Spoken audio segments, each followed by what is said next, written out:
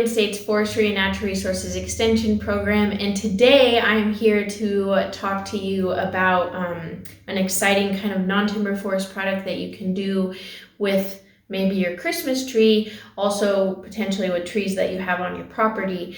But somebody recently asked me if I had any ideas about how to recycle a Christmas tree.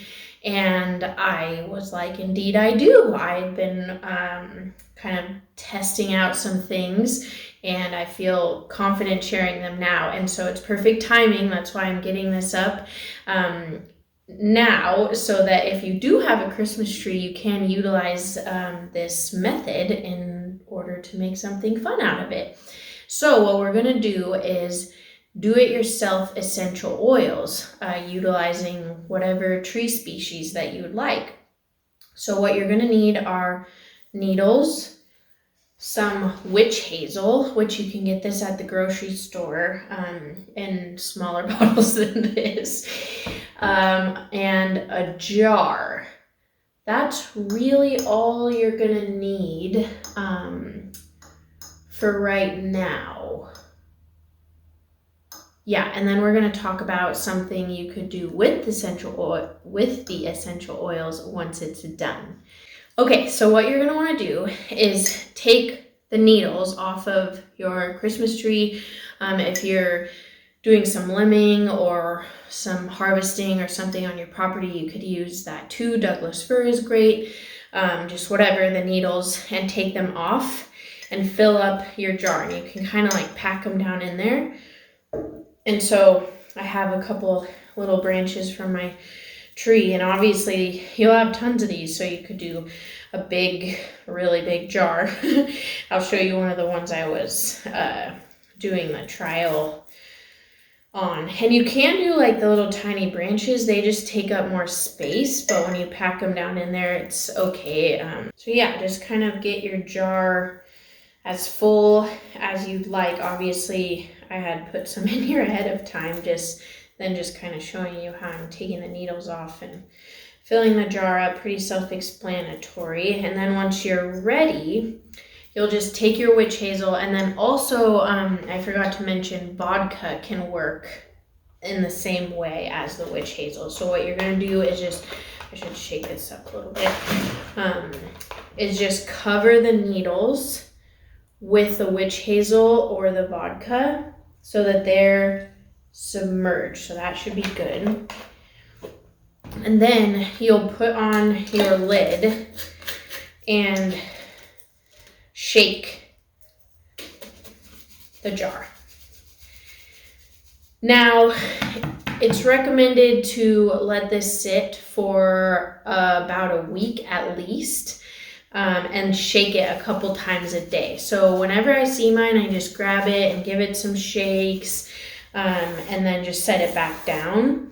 However, I let mine sit for almost a year, it ended up being. So I think that just allows more of the oils to be pulled from the needles. And so I'll show you, this is the batch that I have going right now, and it's actually juniper. And so, yeah, I'll just like, anytime I see this, kind of give it a shake, and oh my gosh, it smells so good. So, if once you get to that point, this is a jar that I have that's completely done. So I've taken the needles out, and so this is the actual oil. What I did with the oils that I made was I made room sprays. And so I thought I'd go over how to do that because it's pretty fun. And I actually made some gifts out of this too. And what made it really fun is I took a little sprig of, in that case, I was using juniper. In this case, we'll use a piece of our Christmas tree, and you can just kind of like tuck it into your bottle. And that will just kind of like give it a little like decorative piece. And so to make the room spray, all that you do is you take that oil that you've made and you do about half of that and half water, because this already has the witch hazel or the vodka in it.